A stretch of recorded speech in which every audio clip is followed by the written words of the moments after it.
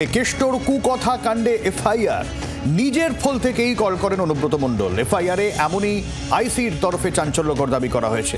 Face টাইমে Anubrata Mondal call করে হুমকি দেন, অন্য একটি ফোন থেকে কল রেকর্ড করা হয়, এমনটাই আইসি লিটন হালদারের দাবি।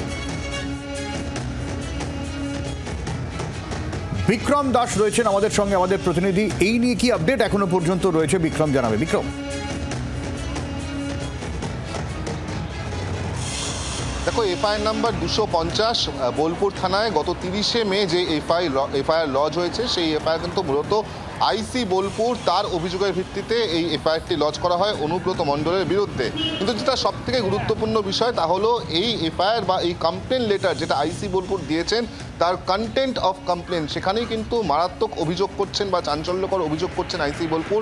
তিনি যেটা জানাচ্ছেন বা অভিযোগের মাধ্যমে বলছেন যে ফেস টাইম দিয়ে অনুব্রত মণ্ডল তাকে ফোন করেছিল এবং নির্দিষ্ট যে ফেস টাইম আইডি, সেই আইডিটিও তিনি তার কন্টেন্ট অফ কমপ্লেন্টে মেনশন করেছেন। এবং তার যেটা বক্তব্য যে এর আগেও কিন্তু একাধিকবার ওই নির্দিষ্ট ফেস টাইম আইডি দিয়েই অনুব্রত মণ্ডলের সঙ্গে কথা হয়েছিল তার, এবং যেই ব্যক্তি তাকে ফোন করে তিনি নিজেকে অনুব্রত মণ্ডল বলেই চিহ্নিত করেন।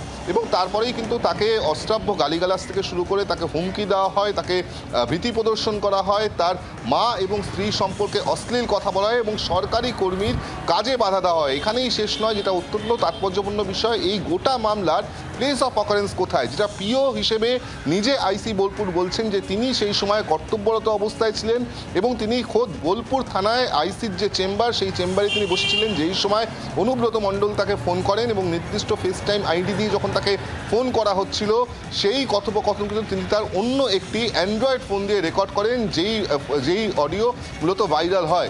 এখানেই সব থেকে যেটা বড় প্রশ্ন তা হলো, যেখানে আইসি বোলপুর যিনি অভিযোগকারী। বিক্রম, তুমি একটু সঙ্গে থাকো, আমি একটু রাজনৈতিক প্রতিক্রিয়া নেওয়ার চেষ্টা করি। সজল ঘোষ রয়েছেন আমাদের সঙ্গে টেলিফোনে। সজলবাবু, যেরকম তদন্ত এখনো পর্যন্ত উঠে এসছে, আইটি লিটন দাস দাবি করছেন যে অনুব্রত মণ্ডল ফোন করেছিলেন তার ফোন থেকে এবং অন্য ফোন থেকে এটা রেকর্ড করা হয়।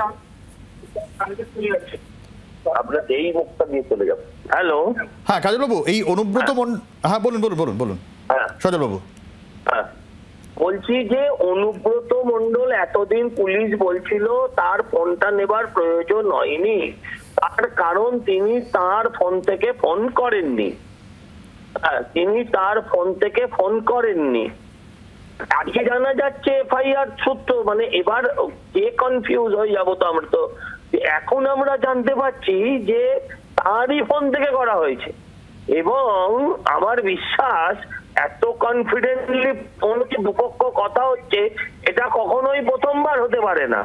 অথচ এখনো অব্দি অনুব্রতকে গ্রেফতার করা হলো না।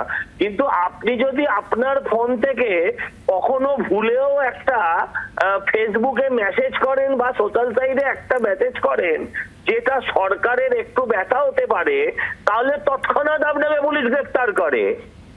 এর থেকে আর কি লজ্জা যে আমরা শুনেছিলাম কাক নাকি কাকের মাংস খায় না। এরা পুলিশ হয়ে পুলিশের মা বোনের মাংস খেতে, তাদের সম্মান বিক্রি করে দিতে এরা কোথাও পিছ পায় না। আমার যেটা আজকে মনে হয়, এরা প্রয়োজন পড়লে নিজের মা নিজের স্ত্রীকে অনুব্রতদের হাতে পৌঁছে দিয়ে আসবে, নিজেদের ভালো পোস্টিং, নিজেদের ভালো রোজগার, নিজেদের ভালো কামাই আর দিদির জুতো চাটার জন্য। এটার কি বলার আছে? এই বিচারটা আমরা কাদের জন্য চাইছি? এই বিচারটা আমি আমার জন্য চাইছি না, এই বিচারটা আমি ওই পুলিশ অফিসারের জন্য চাইছি, এই বিচারটা সমগ্র পুলিশ জাতির জন্য চাইছি। এটা পুলিশ যদি না চাই, আপনার আমার কি গেল? অনেক ধন্যবাদ। সজল ঘোষ ছিলেন আমাদের সঙ্গে। বিক্রম, তোমাকে অনেক ধন্যবাদ। বাংলার আওয়াজ, বাঙালির আবেগ, জি 24 ঘন্টা।